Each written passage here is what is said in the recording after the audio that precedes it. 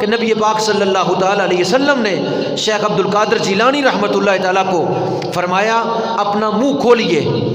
جب حضرت شیخ عبد القادر جیلانی نے اپنا منہ کھولا تو نبی پاک صلی اللہ علیہ وسلم نے اپنا لعاب دان 7 مرتبہ آپ کے منہ میں ڈالا۔ تو حضور کا لعاب دان جب شیخ عبد القادر جیلانی کے منہ میں داخل ہوا تو فرماتے کہ پھر حضور علیہ السلام نے مجھے ارشاد فرمایا کہ اب تم قوم کے سامنے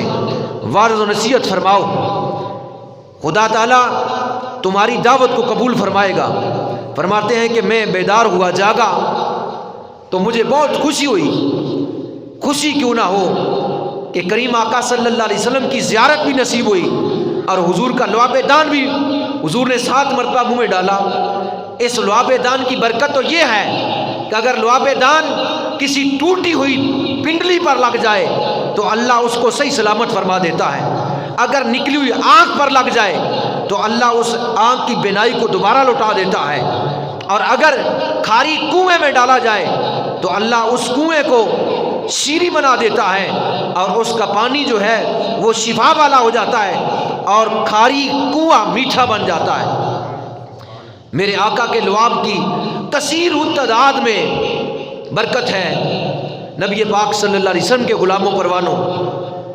حضور کا لعاب دان جب آپ کے منہ میں آپ نے ڈالا تو فرماتے مجھے بے حد خوشی ہوئی۔ کے بعد میں بہت مسرور تھا، خوش تھا۔ میں نے نماز ظہر ادا کی۔ نماز ظہر ادا کرنے کے بعد میرے پاس ایک بہت بڑی جماعت آ گئی لوگوں کی۔ تو فرماتے ہیں کہ میں اس جماعت کو دیکھ کر تو کچھ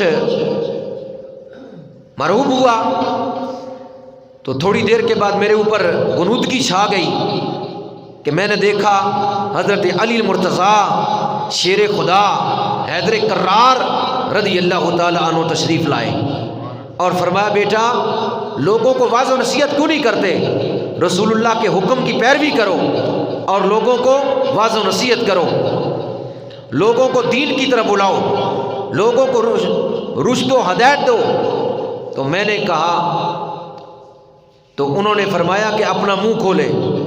میں نے منہ کھولا تو حضرت علی المرتضیٰ رضی اللہ تعالی عنہ نے 6 مرتبہ لعاب دان اپنا میرے منہ میں ڈالا۔ میں نے پوچھا کہ یا علی رضی اللہ تعالی عنہ کہ آپ نے 6 مرتبہ کیوں ڈالا؟ تو میں نے عرض کیا رسول اللہ صلی اللہ تعالی علیہ وسلم نے 7 مرتبہ ڈالا اور میں نے 6 اس مرتبہ اس لیے ڈالا ہے کہ رسول اللہ صلی اللہ تعالی علیہ وسلم کے ادب کی وجہ سے، کیونکہ حضور نے 7 مرتبہ ڈالا تو میں نے ادب رسول کی وجہ سے 6 مرتبہ ڈالا۔ آپ فرماتے ہیں کہ پھر میرے دل میں موتیوں کا سمندر ٹھاٹھا مارنے لگا اور زبان میں قوت گواہی پیدا ہو گئی۔ میں نے لوگوں کو واعظ و نصیحت کرنا شروع کر دی، حتیٰ کہ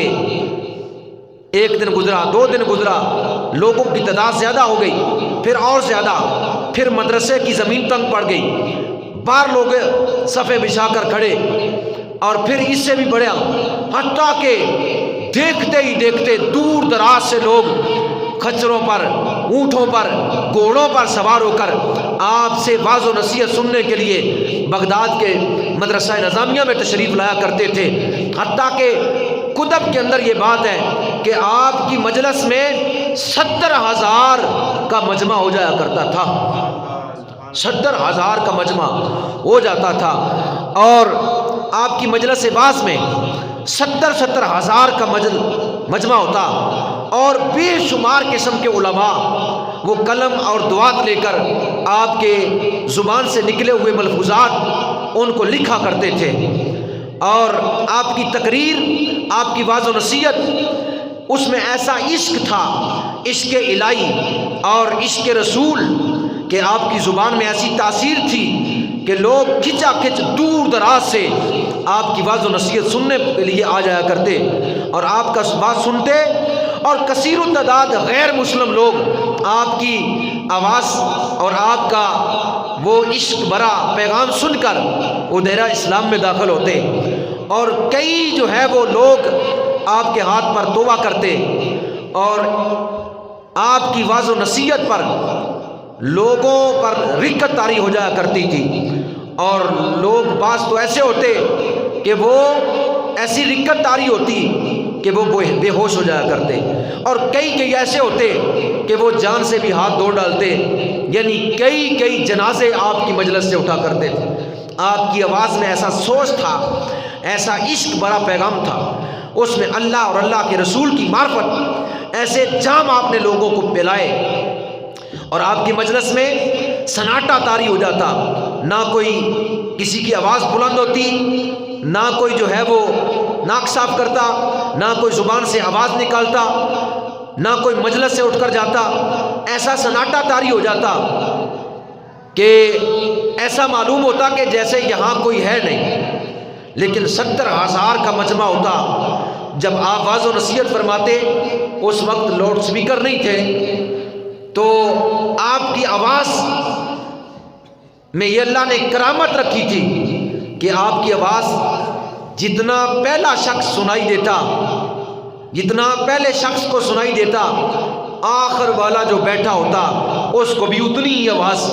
پہنچا کرتی تھی۔ 70,000 کا مجمع کوئی معمولی نہیں تھا، 70,000 کا مجمع بہت بڑا مجمع ہوتا، اس میں آواز پہنچانا یہ آپ کی بہت بڑی کرامت تھی کہ سب کو جو ہے وہ پوری آواز پہنچا کرتی، جتنی آواز پہلے کو پہنچتی اتنی آواز آخری کو بھی پہنچتی۔ اور آپ کی مجلس میں، مجلس واعظ میں علماء، محدثین، اولیاء، علماء، صالحین، نیکوکار، گناہگار، جنات، ارواح انبیاء، ملائکہ، ان کا جمع غفیر ہوتا، یعنی آپ کی مجلس میں انبیاء کی روحیں بھی ہوتی اور ملائکہ بھی ہوتے اور جنات کی کثیر التعداد ہوتی،